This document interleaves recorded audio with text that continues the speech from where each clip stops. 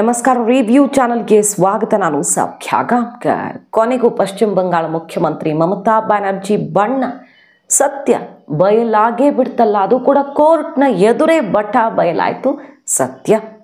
ಹಾಗೆ ರಾಹುಲ್ ಗಾಂಧಿಯವರ ನಡೆ ಪಶ್ಚಿಮ ಬಂಗಾಳದಲ್ಲಿ ಈ ರೀತಿ ಹಿಂಸಾಚಾರ ಎಲ್ಲಿ ತನಕ ಅಂದರೆ ರಾಷ್ಟ್ರಪತಿ ಆಡಳಿತ ಹೇರಬೇಕು, ಈ ಕಡೆ ಸೇನೆಗೆ ವಿಶೇಷ ಅಧಿಕಾರ ಕೊಡಬೇಕು ಅನ್ನೋ ತನಕ ಹೋಗ್ತಿರೋ ಹೊತ್ತಲ್ಲಿ ರಾಹುಲ್ ಗಾಂಧಿಯವರ ನಡೆ, ಅವರು LOP ವಿರೋಧ ಪಕ್ಷ ನಾಯಕರು ಬೇರೆ ಇದ್ದಾರೆ, ಅವರ ನಡೆ ಮಾತ್ರ ಹುಬ್ಬೇರಿಸುವಂತೆ ಮಾಡಿದೆ. ವಿದೇಶದ ಗಮನ ಸೆಳೆದಿರುವ ಪಶ್ಚಿಮ ಬಂಗಾಳದ ಈ ಬಿಗ್ ಡೆವಲಪ್ಮೆಂಟ್ ಬಗ್ಗೆ ಮಾಹಿತಿ ಮುಂದೆ ಇಡ್ತಾ ಹೋಗ್ತೀವಿ. ಮಿಸ್ ಮಾಡಿದ್ರೆ ನಮ್ಮ ಚಾನಲ್ನ ಸಬ್ಸ್ಕ್ರೈಬ್ ಮಾಡಿ, ನಿಮ್ಮ ಅಭಿಪ್ರಾಯ ಕಮೆಂಟ್ ಮಾಡಿ ತಿಳಿಸಿ. ಎಸ್ ವೀಕ್ಷಕರೇ, ಕೋಲ್ಕತ್ತಾ ಹೈಕೋರ್ಟ್ ಪಶ್ಚಿಮ ಬಂಗಾಳ ಸರ್ಕಾರಕ್ಕೆ ಸರಿಯಾದ ಚಾಟಿಯೇಟನ್ನೇ ಕೊಟ್ಟಿದೆ. ನಾವೇನು ಬಾಯಿ ಮುಚ್ಕೊಂಡು ನೋಡ್ತಾ ಇರೋಕ್ಕಾಗಲ್ಲ ಇಲ್ಲಿ ನಡೀತಾ ಇರೋದನ್ನೆಲ್ಲ. ಅಲ್ಲಿ BJP ಅವರೆಲ್ಲ ಹೋಗಿದ್ರು ಕೋರ್ಟ್ಗೆ, ಆ ವಿಚಾರಣೆಯನ್ನು ಕೈಗೆತ್ತಿಕೊಂಡು ಸರಿಯಾಗಿ ತರಾಟೆಗೆ ತಗೊಳ್ಳುತ್ತೆ, ರಿಪೋರ್ಟನ್ನು ಕೇಳುತ್ತೆ. ಎರಡೂ ಕಡೆಯಿಂದ, ಸೆಂಟ್ರಲ್ಲು ಮತ್ತು ಸ್ಟೇಟ್ ಎರಡೂ ಕಡೆಯಿಂದ ರಿಪೋರ್ಟ್ ಬೇಕು ಅಂತ ಹೈಕೋರ್ಟ್ ಕೇಳಿರತ್ತೆ. ಈಗ ನೋಡಿ, ಕೋರ್ಟ್ನ ಅಂಗಳದಲ್ಲಿಯೇ ಮಮತಾ ಬ್ಯಾನರ್ಜಿ ಮುಖವಾಡ ಕಳಚಿ ಬಿದ್ದಿದೆ. ಎಂಥ ಡಬಲ್ ಸ್ಟ್ಯಾಂಡರ್ಡ್ ಅನ್ನೋದು ಬಟ ಬಯಲಾಗಿದೆ. ಮಮತಾ ಬ್ಯಾನರ್ಜಿಯವರ ಅಸಲಿ ವಿಚಾರ ಈಗ ಕೊನೆಗೂ ಪಶ್ಚಿಮ ಬಂಗಾಳ ಗಲಾಟೆಗೆ ಸಂಬಂಧಪಟ್ಟಂತೆ ಎಲ್ಲವೂ ಕೂಡ ತೆರೆದುಕೊಂಡಿರೋದು ಅವರೇ ಒಪ್ಪಿಕೊಂಡಂಗಾಯ್ತು. ಕೊನೆಗೂ ಮಮತಾ ಬ್ಯಾನರ್ಜಿ ಅವರೇ ಒಪ್ಪಿಕೊಂಡಂಗಾಯ್ತು ಸತ್ಯವನ್ನು. ಏನದು ನೋಡಿ, ಈಗಾಗಲೇ ನಾವು 2 ವಿಡಿಯೋಗಳನ್ನು ಮಾಡಿದ್ದೀವಿ ಈ ಬಗ್ಗೆ. ಪಶ್ಚಿಮ ಬಂಗಾಳದಲ್ಲಿ ಏನೇನು ಆಗ್ತಾ ಇದೆ, ಕೇಂದ್ರ ಸರ್ಕಾರ ಅಲ್ಲಿ ವಿಶೇಷ ಅಧಿಕಾರವನ್ನು ಕೊಡುತ್ತಾ ಸೇನೆಗೆ ಅನ್ನುವಂಥ ತುರ್ತು ಮೀಟಿಂಗ್ಗಳೆಲ್ಲ ಆಗ್ತಾ ಇದ್ದಾವೆ. ಅಷ್ಟು ದೊಡ್ಡ ಡೆವಲಪ್ಮೆಂಟ್ ಆಗುವಂಥ ದಟ್ಟ ಸಾಧ್ಯತೆ ಇದೆ. ರಾಷ್ಟ್ರಪತಿಗಳನ್ನು ಭೇಟಿ ಮಾಡಿರೋದು ಮೋದಿ, ಇದೆಲ್ಲ ಆಗ್ತಾ ಇದೆಯಲ್ವ. ಈ ಹೊತ್ತಲ್ಲಿ ಮೋದಿ ಮತ್ತು ಅಮಿತ್ ಶಾ ವಿರುದ್ಧ ಮಮತಾ ಬ್ಯಾನರ್ಜಿ ಮುಗಿಬಿದ್ದಿದ್ದಾರಲ್ಲ. ಒಂದು ಕಡೆ ಅಮಿತ್ ಶಾನೇ ಮಾಡಿಸ್ತಾ ಇರೋದು, ಅದು ಕೂಡ BSF ಮೂಲಕ. ಅಂದರೆ ನಮ್ಮ ಯೋಧರಿಗೆ, ಸೇನೆಗೆ ಅವಮಾನ ಮಾಡ್ದಂಗೆ ಆಯಿತು, ಸೇನೆಗೆ ದೇಶದ್ರೋಹಿಗಳ ಪಟ್ಟ ಕಟ್ಟದಂಗೆ ಆಯಿತು. ಅತ್ಯಂತ ಕಟು ನುಡಿಗಳನ್ನು ಆಡಿದ್ರು ಮಮತಾ ಬ್ಯಾನರ್ಜಿ. ಇಲ್ಲಿ ಗಲಭೆ ಎಬ್ಬಿಸಿ ಕಾನೂನು ಸುವ್ಯವಸ್ಥೆ ಹಾಳಾಗಿದೆ ಅಂತ ಚಿತ್ರಣವನ್ನು ಕಟ್ಟಿಕೊಡೋದಕ್ಕೆ ಅಮಿತ್ ಶಾನೇ ಮಾಡ್ತಿದ್ದಾರೆ. ಮೋದಿ ತಾಕತ್ತಿದ್ರೆ ನಿಲ್ಲಿಸಿ, ಅಮಿತ್ ಶಾಗೆ ಕಡಿವಾಣ ಹಾಕಿ ಅಂತ ಮೋದಿಗೆ ಚಾಲೆಂಜ್ ಹಾಕಿದರು. ಇವತ್ತು ಹೇಳ್ತಿದ್ದಾರೆ ಮೋದಿ ಅಲ್ಲಿ UAEಗೆ ಹೋಗ್ತಾರೆ, ಸೌದಿ ಅರೇಬಿಯಾಗೆ ಹೋಗ್ತಾರೆ, ಅಲ್ಲೆಲ್ಲ ನಿಮ್ಮ ಮುಸಲ್ಮಾನರು ಬೇಕು ವೆಲ್ಕಮ್ ಮಾಡ್ಕೊಳ್ಳೋಕೆ, ರೆಡ್ ಕಾರ್ಪೆಟ್ ಹಾಸೋದಕ್ಕೆ. ಆದರೆ ಇಲ್ಲೊಂದು ಹೇಳ್ತೀರಿ, ಅಲ್ಲೊಂದು ಹೇಳ್ತೀರಿ. ಇಲ್ಲಿ ನಿಮಗೆ ಮುಸಲ್ಮಾನರನ್ನು ಕಂಡ್ರಾಗಲ್ಲ, ಇಲ್ಲಿ ಮುಸಲ್ಮಾನರ ಶತ್ರುಗಳು ನಿಮಗೆ, ಅಲ್ಲಿ ಬಹಳ ಆತ್ಮೀಯವಾದ ಸ್ನೇಹಿತರು, ನೀವೇ ಖುದ್ದಾಗಿ ಹೋಗಿ ವೆಲ್ಕಮ್ ಮಾಡ್ಕೊಳ್ತೀರಾ ಮುಸಲ್ಮಾನ ರಾಷ್ಟ್ರಗಳ ನಾಯಕರುಗಳನ್ನು. ಏನಿದು ನಿಮ್ಮ ಡಬಲ್ ಸ್ಟ್ಯಾಂಡರ್ಡು ಅಂತೆಲ್ಲ ಹರಿಹಾಯ್ತಿದ್ದಾರಲ್ಲ. ಆದರೆ ಅಸಲಿಗೆ ನೋಡಿ, ಅಲ್ಲಾಗಿರೋ ಗಲಾಟೆ ಯಾರೋ ಹೊರಗಡೆಯಿಂದ ಬಂದು ಸೃಷ್ಟಿಸಿದ್ದು BJP ಅವರು ಅಥವಾ ಕೇಂದ್ರದ ಮಂತ್ರಿಗಳ ಕೈವಾಡ ಅಂತ ಹೇಳ್ತಿದ್ದ ಮಮತಾ ಬ್ಯಾನರ್ಜಿ ಸರ್ಕಾರ ಸ್ವತಃ ತಾನೇ ಈಗ ಒಪ್ಪಿಕೊಂಡಿದೆ. ಕೋರ್ಟ್ನ ಎದುರು ಅದನ್ನು ಕೊಡಬೇಕಿತ್ತಲ್ವ. BSF ಮಾಡಿದೆ ಈ ಕೃತ್ಯವನ್ನು ಅಂತ ಬಿಗ್ ಸ್ಟೇಟ್ಮೆಂಟ್ ಕೊಟ್ಟರು. ಅಲ್ಲಿ ಮುಸಲ್ಮಾನ್ ಮುಖಂಡರುಗಳ ಜೊತೆಗೆ ವೇದಿಕೆ ಹಂಚಿಕೊಂಡು ಈ ಸ್ಟೇಟ್ಮೆಂಟನ್ನು ಕೊಟ್ಟರು. ಕೋರ್ಟ್ ಈ ಬಗ್ಗೆ ಡೀಟೇಲ್ಡ್ ರಿಪೋರ್ಟ್ ಕೇಳಿದಾಗ BSF ಮಾಡಿದ್ದಕ್ಕೆ ನಮ್ಮ ಹತ್ರ ಸಾಕ್ಷಿ ಇದೆ ಅಂತ ಕೊಡಬೇಕಿತ್ತು. ಇಲ್ಲ ಅಮಿತ್ ಶಾ ಯಾರದ್ದು ಕೈವಾಡ ಇದೆ, ಅದ್ರ ಬಗ್ಗೆ ನಮಗೆ ಏನು ಗುಪ್ತಚರ ಮಾಹಿತಿ ಇದೆ ಅನ್ನೋದನ್ನಾದರೂ ಕೊಡಬೇಕಿತ್ತು. ಸಾಕ್ಷಿ ಇದ್ದೇ ಅಲ್ವಾ ಅವರು ಅಷ್ಟು ದೊಡ್ಡ ಸ್ಟೇಟ್ಮೆಂಟ್ ಕೊಟ್ಟಿರೋದು, ಅದು ಕೂಡ ನಮ್ಮ ಸೈನಿಕರ ವಿರುದ್ಧ.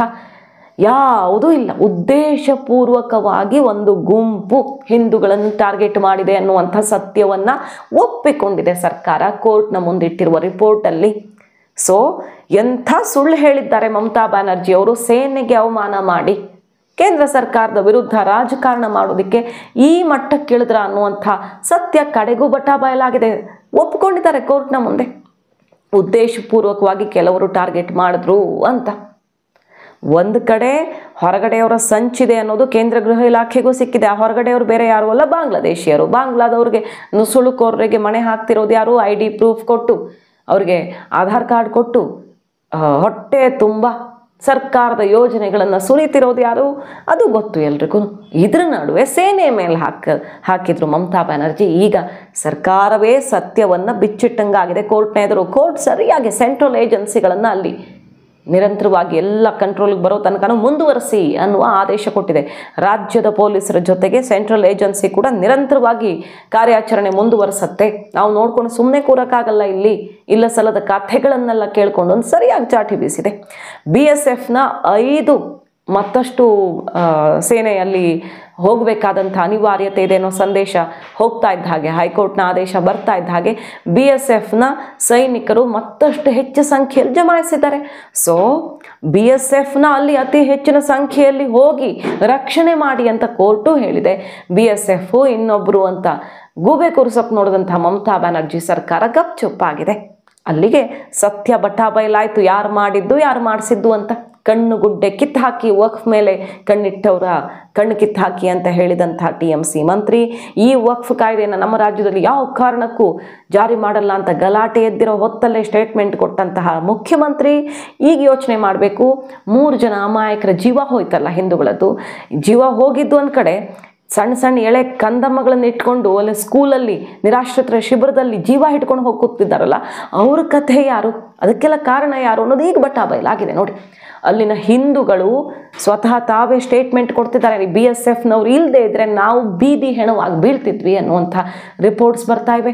ರಾಜ್ಯಪಾಲರು ನೋಡಿ ಯಾವ ರೀತಿ ದಿಟ್ಟ ಹೆಜ್ಜೆಯನ್ನು ಇಟ್ಟಿದ್ದಾರೆ ಅಂದರೆ, ಈಗ ಇಬ್ಬರ ನಡೆ ಇಡೀ ದೇಶದಲ್ಲಿ ಗಮನ ಸೆಳ್ತಾ ಇರೋದು. ಒಂದು ಸುಪ್ರೀಂ ಕೋರ್ಟ್ನ ಜಡ್ಜ್ಗಳ ವಿರುದ್ಧವೇ ಗುಡುಗಿರುವಂತಹ ಜಗದೀಪ್ ಧನ್ಕರ್ ಅವರ ಉಪರಾಷ್ಟ್ರಪತಿಗಳ ಹೇಳಿಕೆ, ಮತ್ತೊಂದು ಕಡೆ ರಾಜ್ಯಪಾಲ, ಪಶ್ಚಿಮ ಬಂಗಾಳದಲ್ಲಿ ರಾಜ್ಯಪಾಲ, ಅಲ್ಲಿನ ಮುಖ್ಯಮಂತ್ರಿ ನಾನು ಗಲಭೆ ಎದ್ದಿರೋ ಪ್ರದೇಶಕ್ಕೆಲ್ಲ ಹೋಗಲ್ಲ, ನೀವು ಹೋಗಬೇಡಿ, ಇದು ಸರಿಯಾದ ಸಮಯ ಅಲ್ಲ ಅಂತ ಹೆದರಿಸ್ತಾ ಕೂತಿದ್ರೆ, ರಾಜ್ಯಪಾಲರು ದಿಟ್ಟ ಹೆಜ್ಜೆಯನ್ನಿಟ್ಟು ಅಲ್ಲೆಲ್ಲ ಕಡೆಗೂ ವಿಸಿಟ್ ಮಾಡಿ, ನಿರಾಶ್ರಿತರ ಶಿಬಿರಕ್ಕೆ ವಿಸಿಟ್ ಮಾಡಿ, ಕೇಂದ್ರಕ್ಕೆ ರಾಷ್ಟ್ರಪತಿಗಳಿಗೆ ರಿಪೋರ್ಟನ್ನು ಕೊಟ್ಟು, ಮಾನವ ಹಕ್ಕುಗಳ ಆಯೋಗಕ್ಕೆ ರಿಪೋರ್ಟನ್ನು ಕೊಟ್ಟು ಇಂಚಿಂಚು ಮಾಹಿತಿಯನ್ನು ತಲುಪಿಸಿದ್ದಾರೆ.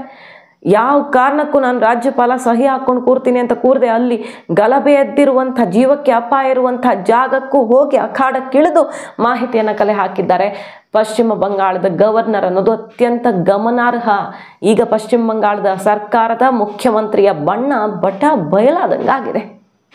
ಮತ್ತೊಂದು ಕಡೆ ನೋಡಿ, ರಾಹುಲ್ ಗಾಂಧಿಯವರ ವಿಷಯ ಎಂಥ ನಡೆ. ಅವರು LOP ಅಲ್ವಾ, ಈಗ ಪ್ರತಿಪಕ್ಷ ನಾಯಕರಾಗಿ ಅತಿ ದೊಡ್ಡ ಜವಾಬ್ದಾರಿ ಇರುತ್ತೆ ಅವರದ್ದು.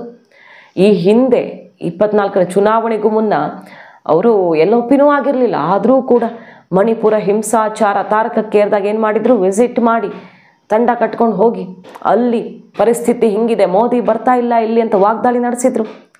ಅಂದರೆ ನೀವು BJP ಸರ್ಕಾರ ಇದ್ದಲ್ಲಿ ಗಲಾಟೆ ಆದ್ರೆ ಮಾತ್ರ, ಗಲಭೆ ಆದ್ರೆ ಮಾತ್ರ ಹೋಗ್ತೀರಾ?